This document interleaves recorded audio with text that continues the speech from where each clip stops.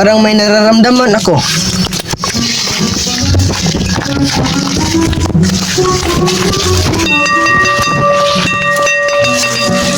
Dito.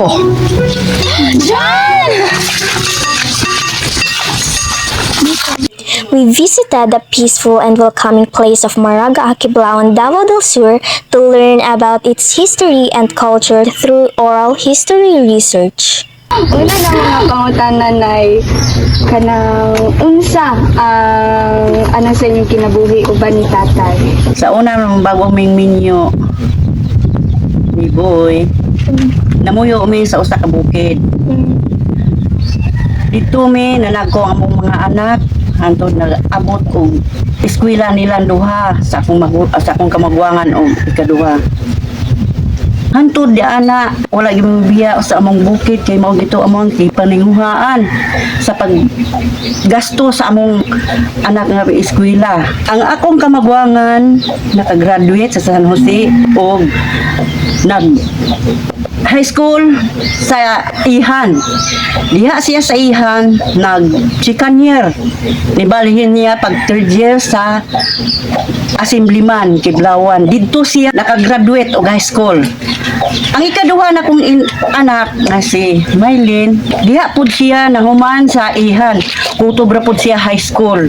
Kana narbaho man siya sa Davao sa mga mall. Wala naman siya naguna-una nga may eskwela.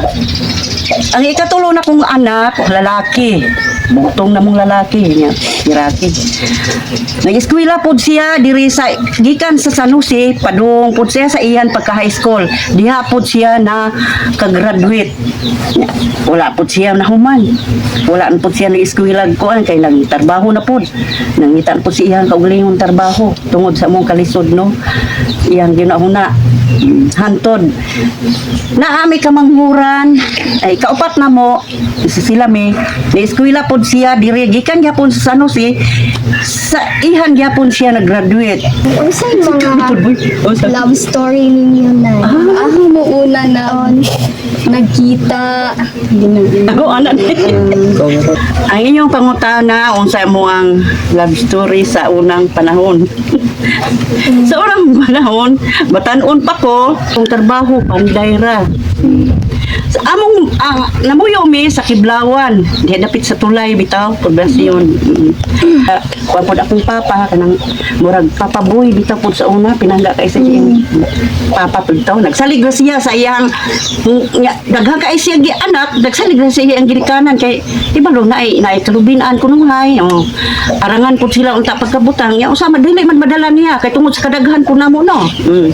Mao na nga nang kuan ko nang langyaw ko nang narbaho ko sa 14 anyos pa ko unya naamay ka nang tabo-tabo sa mua bayli-baylihan anak alas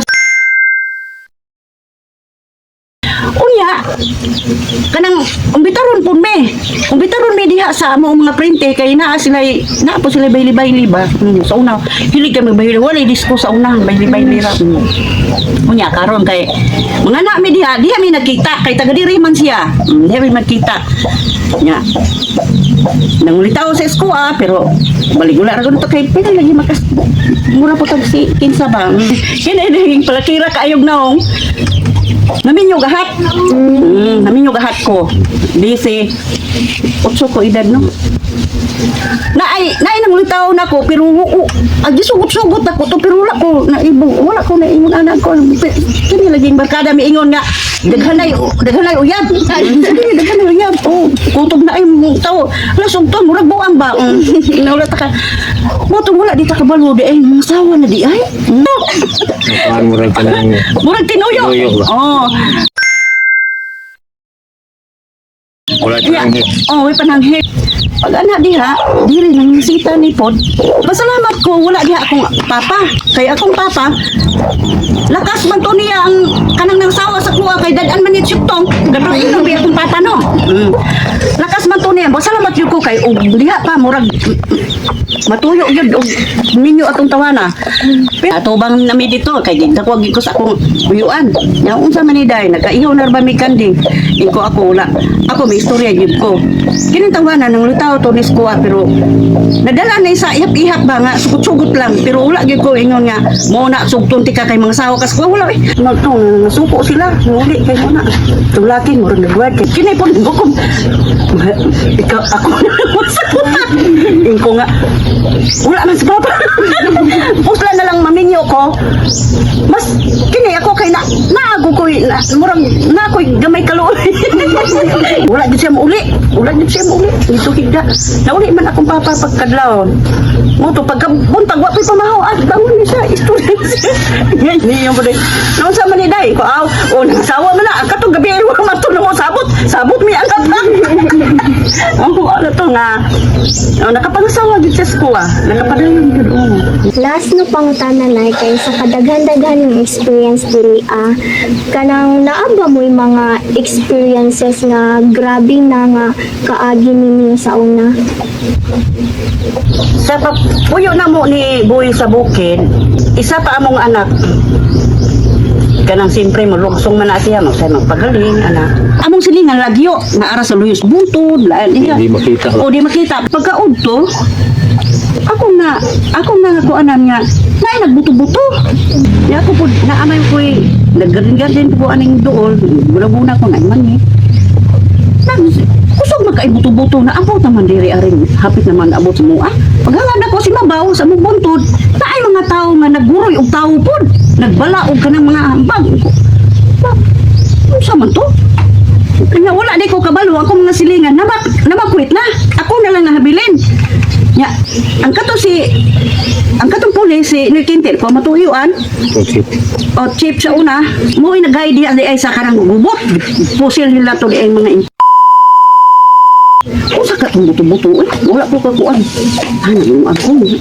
pagka nagtaon na naman siya hangak na nagpurong na ano magka hipos ikaw nga naman minsan na gira